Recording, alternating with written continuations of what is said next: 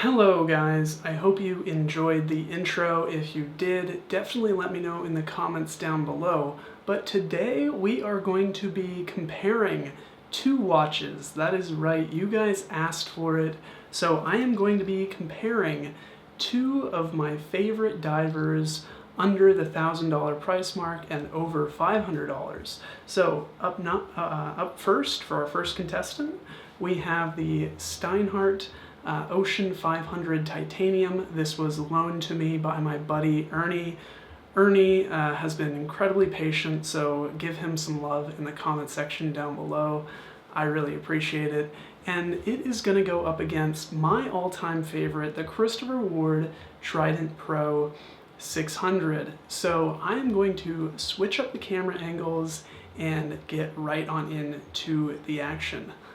Alright guys, so we have switched up the camera angles and let us get right on into the comparison. So on my left, on your left, we have the Steinhart, and on the right we have the wonderful Christopher Ward.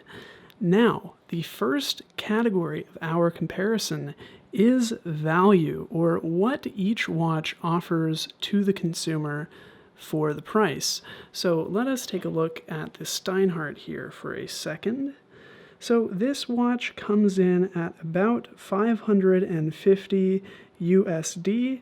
It depends on the exchange rate to euros, but this is about $550.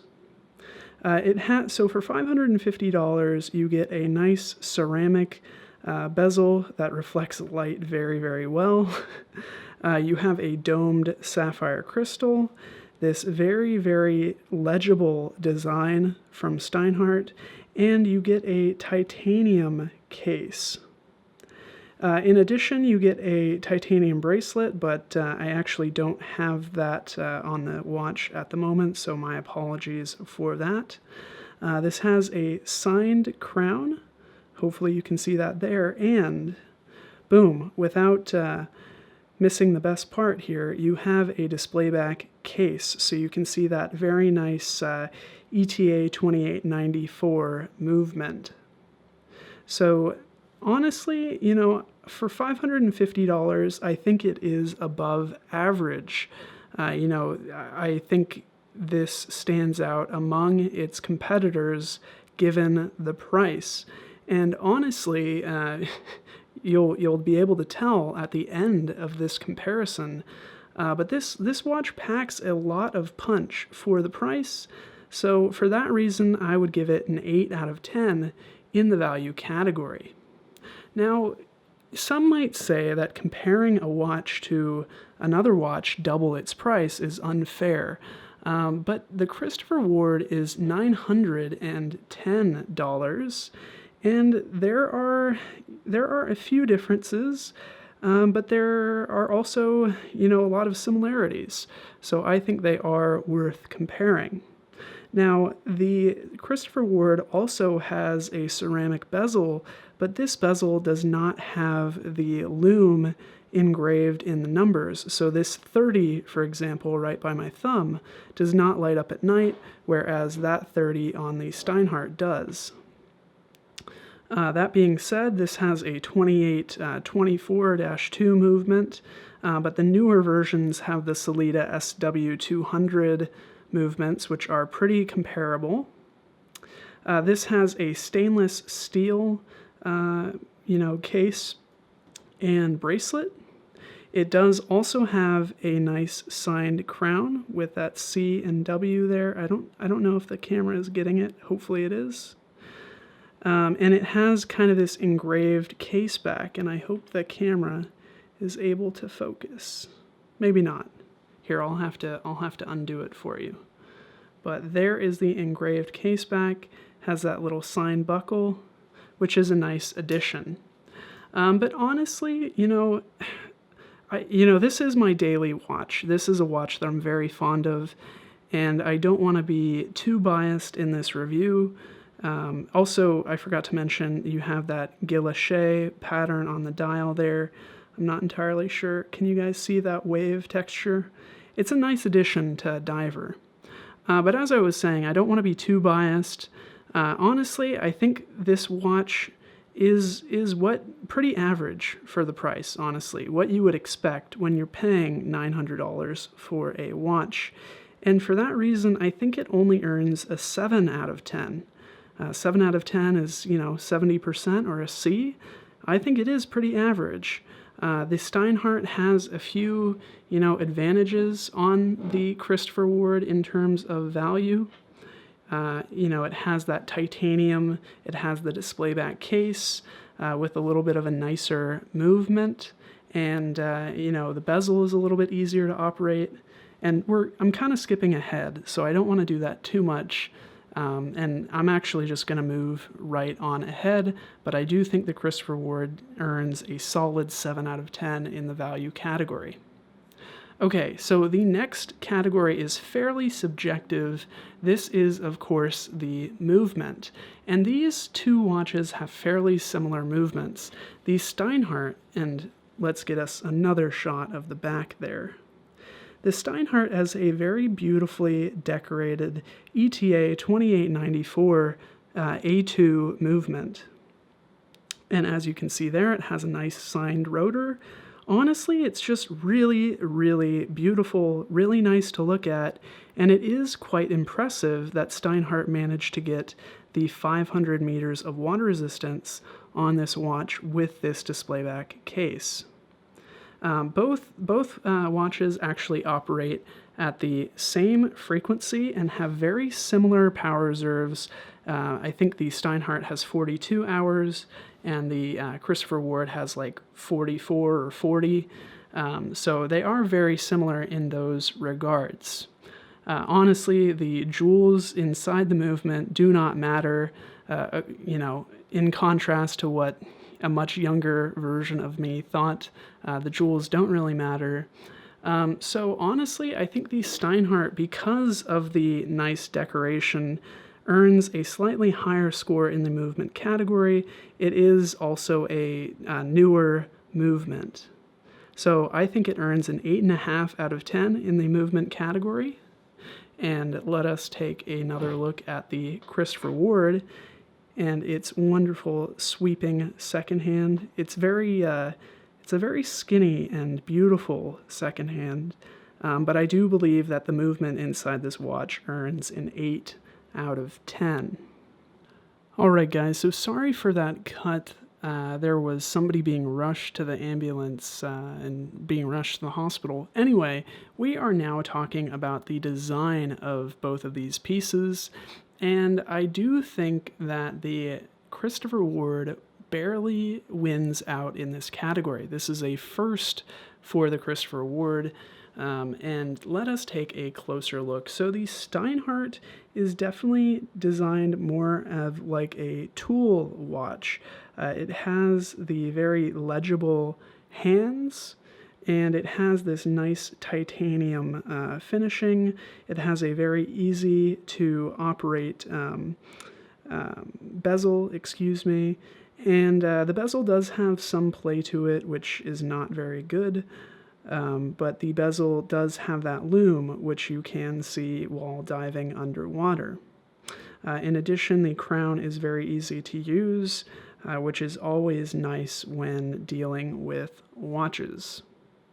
Now, in comparison, the Christopher Ward has a bit of a more elegant and, I would say, decorative design. You can see the guilloche there on the dial, which is a nice touch that the Steinhart doesn't have, and honestly it would look out of place on the Steinhart. In addition, you can see that really slim second hand with the Trident counterweight. And that is something that really ties the whole diving theme of the watch together. Now, if we look at the case back here, you can actually see the Trident again right here, although it is upside down. And it does have that nice signed buckle.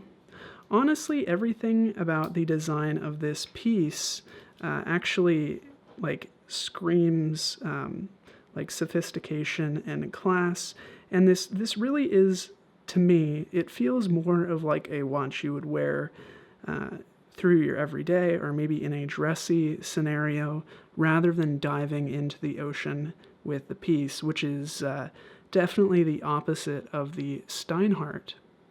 Now, that being said, I think the Christopher Ward has a few extra elements, namely the guilloche on the dial, the nice counterweight, and the hand design that kind of ties the whole look of the piece together in a more coherent way than the Steinhart. And for that reason, I think it barely beats the Steinhart out. Again, this is a subjective category, but I think the Steinhart earns an 8.5 out of 10, while the Christopher Ward earns a solid 9 out of 10 in design. Now, in terms of usability, both of these watches have positives and negatives, and I think they actually tie in this category. So, up first, let's look at the Steinhart. The number one thing that I actually don't like about this watch is the curved sapphire crystal and also the AR coating. As you can clearly see, there's my light in the room. This watch reflects light all the time, and it does hurt that legibility in everyday scenarios. Now, if you're in the bottom of a trench and there is no light, that's really where this watch shines. So the dome of this sapphire crystal is a pretty big negative in terms of everyday usability, but it is titanium, so it is scratch resistant, and it is incredibly light, much lighter than the actual Christopher Ward. As I would say, the bezel is easier to turn, although there is a bit of play with it. And this watch is water resistant to 500 meters despite the display back case. So overall, I think this watch is incredibly usable, and it earns an almost perfect score of 9 out of 10. Now let us look at the Christopher Ward.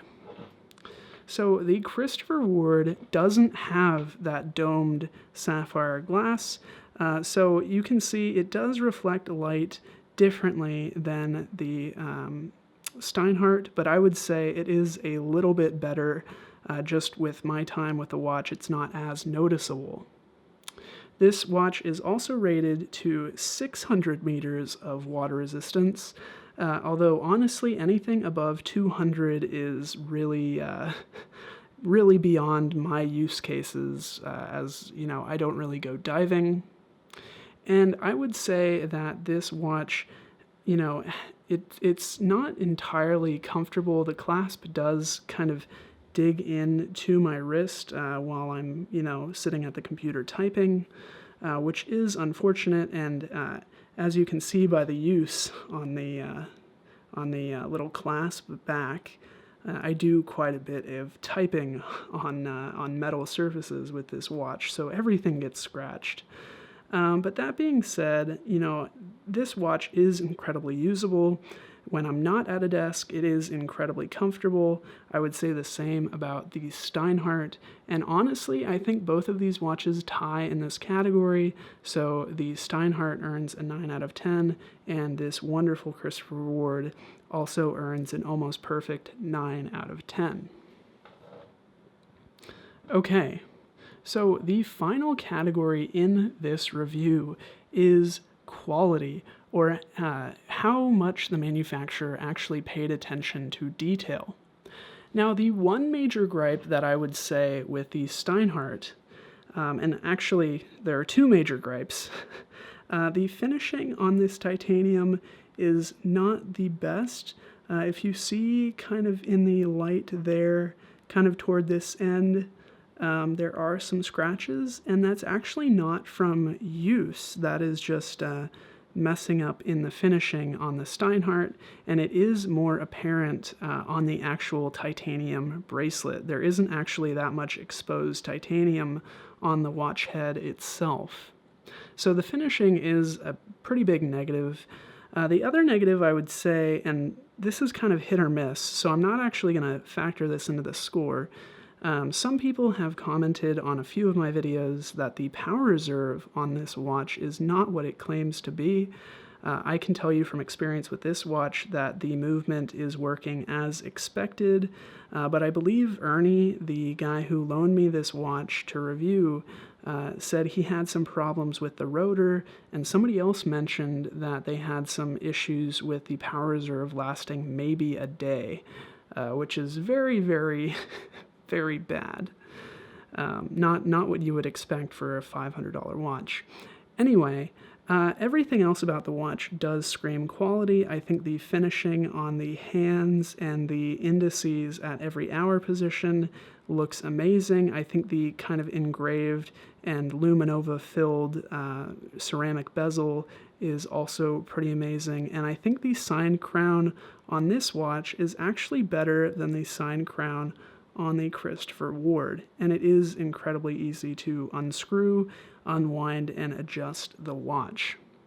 In addition, this doesn't, the case back is probably the most obvious thing that shows the quality and attention to detail that was used when making this watch. You have that nice decorated movement, the signed rotor, which is all very nice. I think this watch earns an 8.5 out of 10 in the quality category. It is almost near perfect. So moving right along, and we're just about to wrap up this review or this comparison, we have the Christopher Ward. Now, I would say this watch is going to score a near perfect 8.5 out of 10 in the quality category, as well as this watch has that wonderful guilloche pattern on the dial, or guilloche, I don't know how to pronounce it. It does have those nice, very clean hands, has some very nice indices. The ceramic bezel I like better on this watch. I'm not sure what it is, but I think this bezel is just too wide for my liking. The crown is also very easy to use. It's well integrated into the case. The back of this watch, again, I've already showed this. Excuse me while I hit the camera here. We have that Trident back, which is very, very nice. It is a little reflective, but it looks nice there.